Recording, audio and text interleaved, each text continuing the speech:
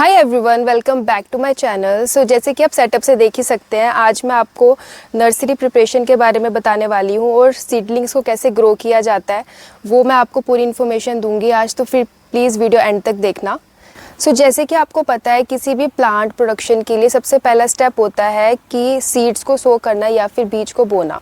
तो ये बहुत ही केयरफुली, बहुत ही ध्यान से करना पड़ता है ताकि जर्मिनेशन इसकी प्रॉपरली हो सके, राइट।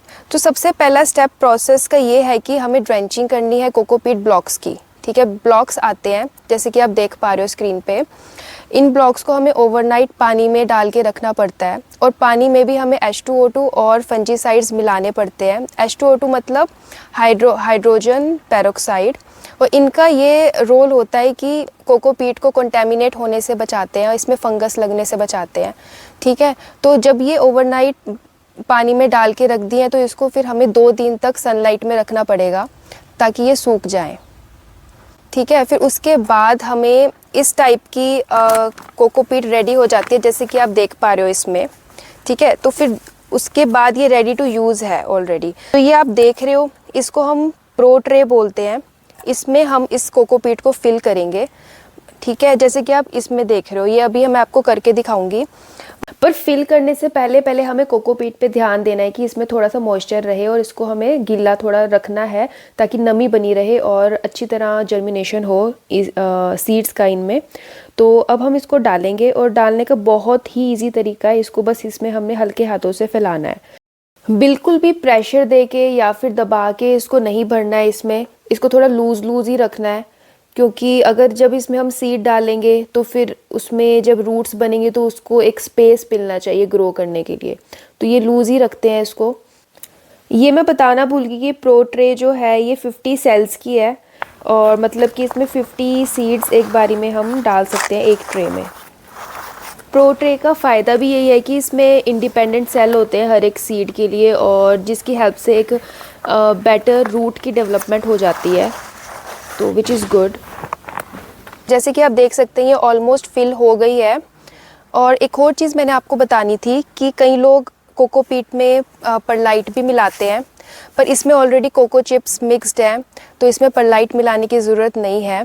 और वैसे इन दोनों का काम ये होता है कि ये कोकोपीट को मॉइस्चर देने का काम करते हैं, इसमें मॉइस्चर होल्ड करके रखते हैं। ठीक है, तो अब इस स्टेप के बाद हम नेक्स्ट स्टेप है सोइंग का। हम जैसे कि आप देख सकते हो ये सीड्स हैं, ये कैप्सिकम हाइब्रिड कामोस के सीड हैं। ये येलो बेल पेपर है। अब एक चीज़ का बहुत ध्यान रखना है कि इसको हमें हाथ में नहीं लेना, क्योंकि हमारे हाथ में भी काफ़ी बैक्टीरिया फंगस होता है तो वो भी सीड्स में चला जाएगा। तो इस चीज़ का हमें बहुत ध्यान रखना है कि इसको हम पेपर शीट पे ही लें। थोड़े से पेपर शीट में लेके अब हम इसको बोएंगे। रेडिश कलर के हैं ये, जैसे कि आप देख सकते हो। सीड्स में हमें फंजीसाइड्स भी मिलानी होती हैं, बट जैसे कि ये कंपनी के सीड्स हैं तो ये ऑलरेडी ट्रीटेड सीड्स हैं तो इसमें मिलाने की ज़रूरत नहीं है। और फंजीसाइड हेल्प करता है कि रूट को फंगस ना लगे। सीड सो करना शुरू करते हैं। इसको हम इसकी हेल्प से सीड्स को हमें पकड़ना है और इसको 1 सेंटीमीटर, सिर्फ 1 सेंटीमीटर ही अंदर डालना है इसके, और इसको ऊपर से कवर करना है।